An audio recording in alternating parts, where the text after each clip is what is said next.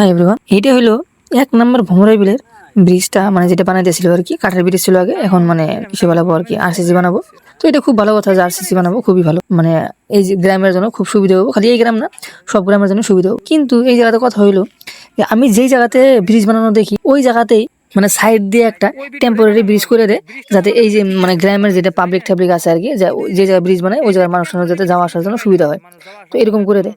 কিন্তু এই ব্রিজটাতে কিচ্ছু নাই, মানে কিছু এরকম টেম্পোরারি দেয় নাই, দিছিল একটা ওই নদীর কাছে দিয়ে মাটি ফেলাই দিছিল।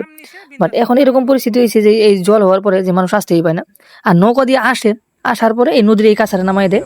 এই কাছারে নামাই দেওয়ার পরে আবার লোকগুলো হাইটে হাইটে মানে এই যে এই সাইড দিয়ে আসা লাগে, যে এই যে লোকগুলো যে হাইটে হাইটে যাইতেছে এই জায়গাতে আসা লাগে, মানে এই জায়গাতেও মানে কাপড় ঠাপড় সব ভিজা যায় আর কি। তো দেখো কষ্টটা দেখো, এই যে যেরকম নৌকা দিয়ে নিয়ে আসার পরে আধা রাস্তাতে নামাই দিল, তারপরে আবার কি করা লাগে, ওই যে জল দিয়ে হাইটে হাইটে নদী পার হওয়ার লাগে। আর এই যে দেখো এই জায়গা দিয়ে মানে এত জল দিয়ে ভর্তি হয়ে গেছে, মানে কওয়ার মতো না।